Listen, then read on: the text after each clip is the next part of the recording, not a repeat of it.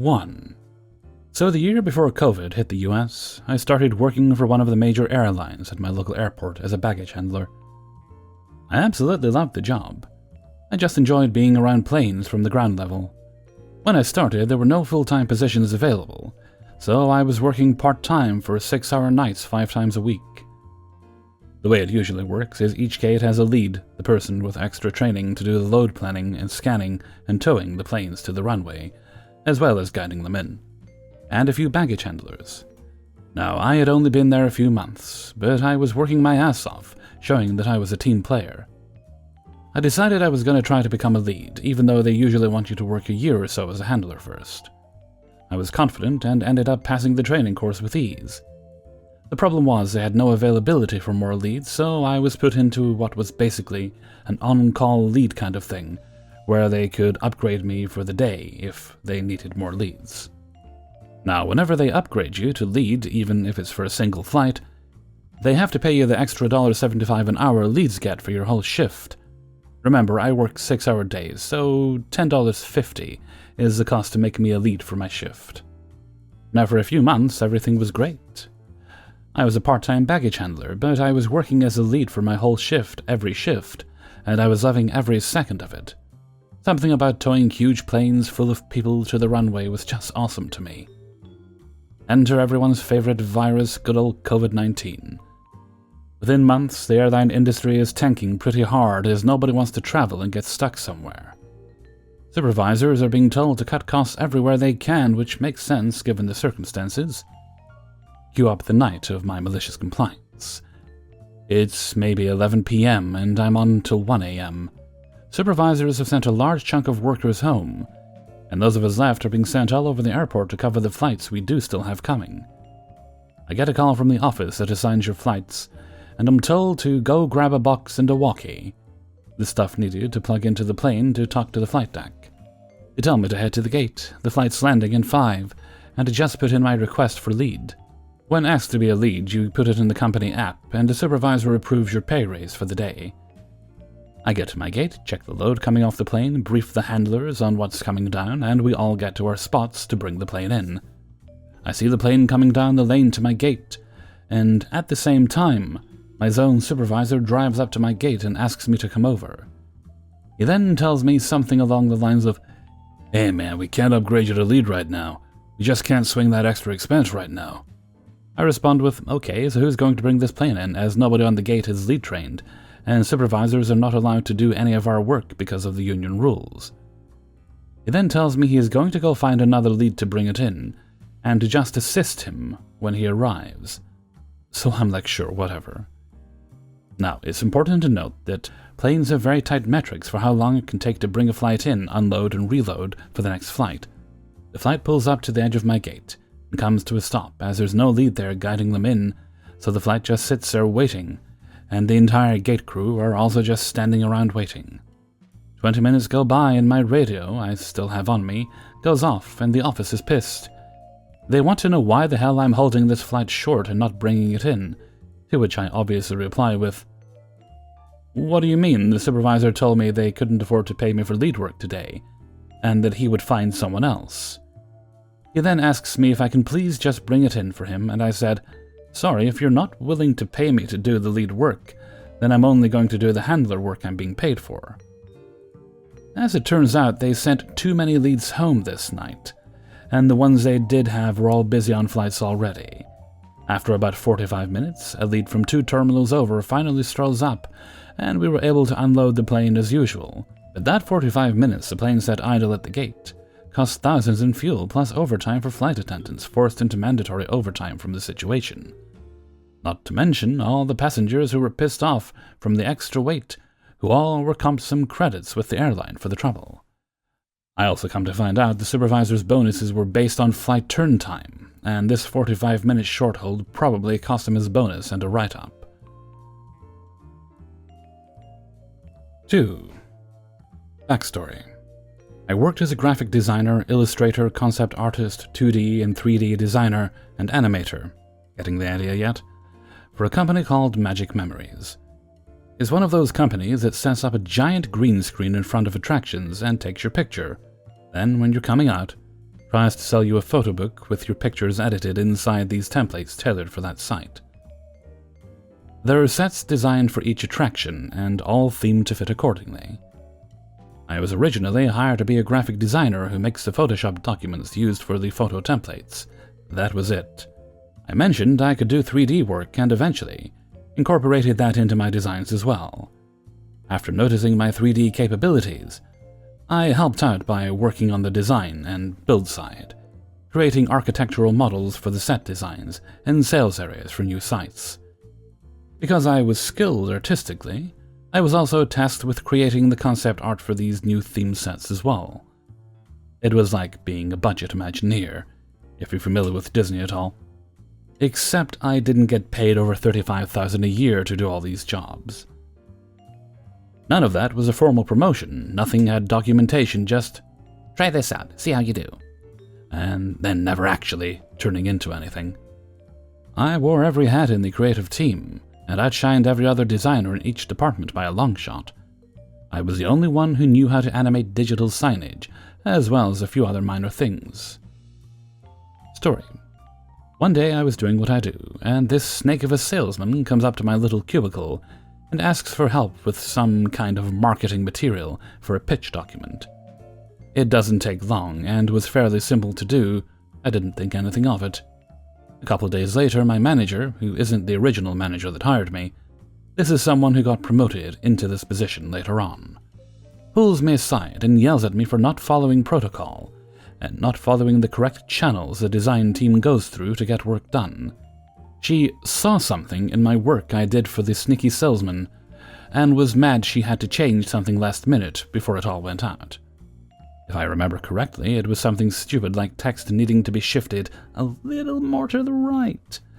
She was also mad that she didn't know that art existed because there was never a design request created for it. I don't like how you went behind my back to do this. From now on, don't help other departments, and just do what you were hired to do. I'm the manager, not you. I really hated this fucking company and wanted to watch it burn from the inside, so I graciously agreed. I wouldn't do anything that wasn't in my original hiring letter. All the concept art for new sites halted, no new artwork for pitch designs to acquire more sites, all video content for sales areas stopped, no one to animate the videos that loop on screens, plan drawings and 3D mock-ups for different sites ceased, architects and builders had no idea what to make or what to build it out of. Sales didn't get any collateral to help their pitches to acquire new sites, making it far more likely to lose bids for new attractions. It takes a month, I'm honestly surprised to be honest, for my manager to get back to me. Hey, I noticed you're behind on a lot of your tasks on Asana. It's a website we use to track who's doing what and due dates, etc. What's up with that? We have many urgent things that need to go out ASAP. Where are you with X and Y? Z needs to be finished by this time to meet the deadline. I remember vividly that I just stared at my screen and deadpan said, "Oh, I wasn't hired to do any of that. I'm just supposed to make these templates, remember?" And pointed at my screen while I wiggled this sea line I had selected in Photoshop around. Not long later, they tried to formally raise my responsibilities, and when asked if a raise was to follow this increase in work, they offered a $500 a year increase. I accepted and then walked to my desk, wrote up a letter and quit, forcing them to pay out my 2 months of PTO I had saved up with my newly increased hourly rate of like 2 cents because of the shittiest raise in history.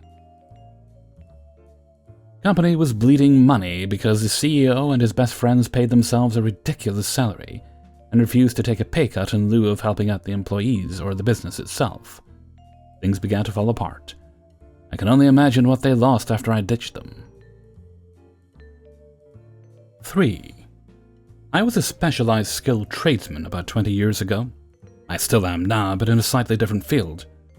This particular field is almost always a small business, and this was no exception. I worked full-time in a shop with my boss, his brother, and maybe 2 other part-time employees at the time. Since there were only a handful of us, there was no formal timekeeping. I was full-time, so he would pay me 40 hours a week. Actually, he liked the old semi-monthly system, so 8 hours a day for 12 to 14 days a check. which worked out fine by me. At the time, my wife's work was only about 2 blocks away from mine, so we would carpool nearly every day. Her job was a more corporate, cube farm type job that kept more formal time records, so she would have to be there by a specific time, take a specific amount of time for lunch, etc. She also ended up putting in a small amount of overtime, usually less than an hour every day. Since she was supposed to be at work before my job's business hours, I would drop her off, let myself into the shop, and get my day started a little bit early, often helping out by getting things started for my boss or his brother. I don't mind just something to do at the beginning of the day. This routine actually resulted in me being in the shop doing work-related activities about 9 hours, sometimes more a day, without overtime. Part of the routine was me meeting my wife for lunch, which would have me out of the shop 30 to 60 minutes every day. Worked well. Life was good. One day, my wife had a doctor's appointment.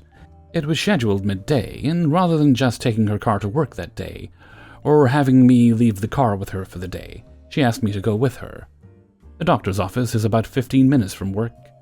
It wasn't for anything serious and shouldn't take too long, so we should be there and back in about an hour. It turned out the office was running a bit behind, and we had to wait a good amount of time for her to see her doctor. It took me just over an hour and a half to get back to the shop. I didn't say anything to my boss when I left, since I wasn't planning on taking any longer than usual, and it wasn't any of his business. Besides, we're both professional adults, and we can act as such. I figured he'd ask why I took so long, I'd tell him what happened, and no harm, no foul. Instead, he just looked at his watch, and then the clock on the wall, when I walked in and said nothing. Okay, whatever. I'm usually longer than 8 hours every day. I guess he realizes that, right? Wrong. By the start of the next pay period, about a week and a half, he had installed a time clock. It's obvious what happens next. He went from paying me 8 hours a day up to 9 or more a day, just because he was annoyed I took a long lunch one day. This is typical. The trip over dollars to save dimes mentality of his. Wait. It gets better. Remember how I said he liked the good old-fashioned semi-monthly payday system? Well, actually calculating pay that way confused him, so he would calculate payroll as if he was paying bi-weekly. So this genius of geniuses was paying me 1 to 3 days overtime every payday period for only being there just over 8 hours a day, 5 days a week. I tried pointing this out to him, but he wouldn't listen. So I just cashed my checks, and was happy. Eventually, I started to get sick of his business practices and attitude, and started working shorter and shorter hours. Since he was paying me extra anyway, it gave me time to work on the side or work second jobs. He ended up laying off myself and another full-time employee eventually, since his backwards business sense wasn't managing to make any money for some reason. I was so relieved. I struggled for a little while, but ended up changing my career focus slightly, and am doing just fine. 4.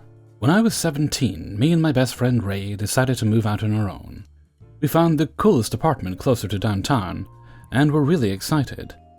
Obviously, we started talking about it quite a bit, and our common friend Sparky asks us if he can move in as well. We had plenty of room and a new place, and we were so young and simply thought, the more the merrier. Not to mention, we'd save money dividing everything between 3 instead of 2. It turned out to be a huge mistake we would learn to regret. Everything turned into a problem with this idiot. We tried splitting the food bills, and he'd eat everything. He was mean to the cat. He'd wake us up all the time blaring his music. Go through the stuff in our rooms. We'd try to talk to him, but he'd never listen. He just didn't care. One night we came back to a shattered bathroom window, and Sparky put on a comical show about how we were broken into, complete with a practiced reaction of worry that was so fake. Me and Ray were in disbelief. Not only was nothing stolen, we later found footprints that matched his sneaker treads on the windowsill. He'd broken in because he lost his keys, lied about it, and now the window was basically open to anyone who walked around back. Ray and I were getting increasingly irritated by Sparky's antics, until things came to a head. One morning after Sparky had left for work and I was downstairs watching TV, I heard Ray start to howl in anger. He came downstairs in his pajamas, wild with rage. Sparky had taken Ray's last cigarette, his morning smoke with coffee. He was out for blood. In his fury, he looked around for something, anything that he could do to get back at Sparky. His eyes rested on the kitty litter box. With the slow serenity of action, Ray proceeded to shovel up the freshest, foulest cat turds. There were many to choose from. He could find, and plop them right on Sparky's pillow.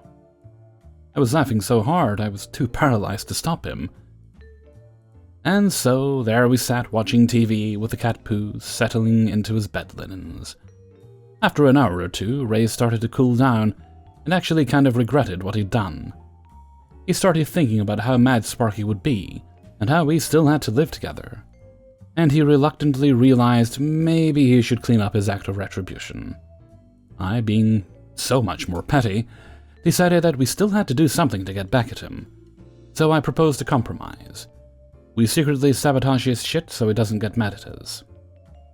Interested, Ray asked me what I had in mind, so I smiled and opened up Sparky's wardrobe. I then cherry-picked a selection of his most cherished, expensive designer clothes and started finally cutting the stitches. I did random seams and altered spots I cut to make the destruction as subtle as possible. His Armani shirt, the sleeves, his Ralph Lauren polo shirt, the hem, and every second button. We then proceeded to empty out his expensive toiletries into the sink, leaving just enough so that they'd last a couple more days. We were so good at hiding our tracks, we kind of forgot about what we'd done. There was no resulting fight, no obvious reaction. Sparky was completely oblivious, or so it seemed. One day our phone went dead. This was before cell phones, so not having a phone was a pretty big deal. Sparky had grandly offered to take care of paying the phone bill, and Ray and I had both been paying our share of the bills, so we were perplexed at the loss of service. After a bit of prodding, Sparky finally admitted he had spent all the money we'd paid him on booze. I went ballistic. I was expecting some important calls and was livid. Another Sparky fuck-up. An argument ensued, and I tore into him. I started listing how terrible a roommate Sparky was, all the things he'd done, and how letting him move in was the worst mistake of my life. To my surprise, instead of showing a sign of remorse for what he'd done, he got angry at me. "Oh yeah?" he said. "I've had to put up with so much shit here, you guys are fucking assholes." I couldn't believe his nerve. I honestly wanted to punch him. Shaking with anger, I asked him what the hell he had to put up with, and that's when he said one of the most gloriously accidentally funny replies I've ever heard in my life. "You guys are fucking with me and know it. Where the fuck did my hair mousse go, eh? And what about my expensive cologne? Why's it all gone? I try to go out on a date, all my clothes are fucking ripping apart. I know you guys have done that. And what's with the sand? I wake up every morning with sand in my mouth. What the fuck is that? It's all gritty in my teeth." I don't know what my face looked like, going in 5 seconds from wanting to kill this idiot to having to hold in my laughter so hard I almost peed my pants on the spot. But I can tell you, the instant satisfaction of thinking about him waking up morning after morning with that kitty litter turd sand in his mouth to start his day almost short-circuited my brain. 5. Recently, I've been more into fitness and buying used gym equipment on Facebook Market. My next big purchase was going to be a top-of-the-line rowing machine, but my wife might not have approved the price of it. I finally found a great deal on a machine at the low cost of $750 instead of $1,500. Maybe my excitement at this deal made me miss a few early red flags, but this was too good to miss. I started messaging this person, and luckily for me, the rowing machine was still available. We start planning for a pickup the next morning.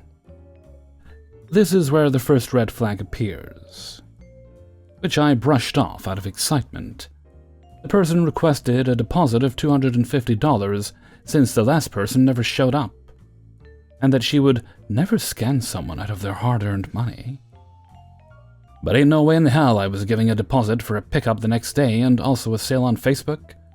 So I offered to do an indirect transfer to her, but I'd only give the password once I arrive in order to accelerate the transaction, and the person agreed. Fast forward a few hours and she sends me a message that she hasn't received the transfer yet. Odd, usually takes maybe 15 minutes. I check my banking app and all looks good, so I just tell her to be patient. About 20 minutes later, I get an email from Interact saying that my transfer failed and to retry with this link. Scammer bells ring in my head as I'm looking at this fishy email at the very same time the person replies. Sometimes Interact fails and you need to try again through an email. I mean, how to make it more obvious you sent the email. On an iPhone, you can long press a link to get a preview of it without actually clicking the link. So I did it with the email and it redirected to a fake Interact website made with Wix. Wix is like a free-to-use build-your-own-website tool.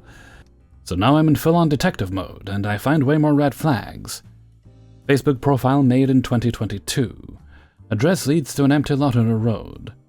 In the pictures, the manhole covers aren't from my country. The person wouldn't understand everyday expressions we use in Quebec. Now, this is where my petty revenge starts. Because of this scammer, I have lost $3.50 because I had to cancel my Interact e-transfer. I had one goal, and it was to find out where they lived and waste their time. So I start creating my own fake e-transfers, and using Grabify, I create every link in the email to be a link that sends me their location and just redirects them to the Interact main page. I even looked at old emails I received from other e-transfers and used them as templates for my new fake ones.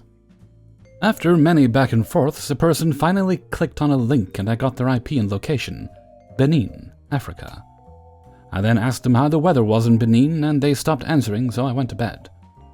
I woke up around 2 a.m. to the sound of my baby crying, and as I was putting her back to sleep, I looked at my phone to find multiple messages.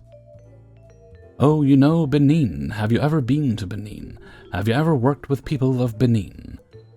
So I start answering back that I have only ever been to Morocco and never had the chance to work with people from Benin. She then asked me if I would be interested to work with them for a 25% cut of all transactions, aka a money mule where I would receive the money, take my cut and send them the rest. I told them I would be interested with the goal of wasting their time. But since they already tried to scam me, I don't think I can trust them, so I would only consider it if they sent me $50 as a sign of good faith. She said that it was not possible and that I should trust them. I replied saying that I thought they were a serious business, or maybe she just didn't have the decision-making power to make it work with me. I guess this got her because she sent me her boss's email in order to deal with him. Once I got in touch with him, he said he would only do it if he sends $50 and I send $25 back as a trial for the transferring system and that he trusts me. I replied I would never scam people out of their hard-earned money. So then he sent me $50, e-transfer. I was so hesitant with this last link because it actually seemed legitimate. I figured if I click on it and it redirects to my banking app, it was actually real. As it turns out, they actually sent me $50. Then I blocked them from every place they contacted me and paid my wife and I an awesome supper. Thanks for listening through the whole story. Be safe, and don't get scammed. Hey everybody, Hellfreezer here, and thank you very much for listening to Revenge is Ice Cream, episode 128. And thank you very much to everybody who allowed me to use their stories in this video. If you enjoyed the video, then please do share it with all your friends and family. Okay, let's see. Now, before we get to the question of the day, we have a birthday shout-out to do. And today's birthday shout-out goes to Kyle, who is 20 years old today. A very happy birthday to you, Kyle. I hope your mom's spoiling you. Okay, now we're going to have a little sing-song first, and then we'll get to the question-y part. Happy birthday to you. Happy birthday to you. Happy birthday, dear Kyle. Happy birthday to you. Okay, there we go. My Hellfreezer, right? Hellfreezer always does good things for my brain when I sing that song.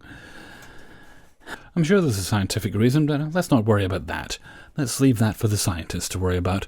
Okay, let's see. Hellfreezer's question of the day, which is a Thursday.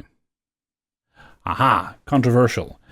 Cakes made to look like other things. You know the ones I'm talking about. We've all seen those videos. Yay or nay? Personally, I think yay. They're amazing. I've seen channels that make them. Absolutely wonderful. I saw one girl that made her own head and then ate it, which, fair enough.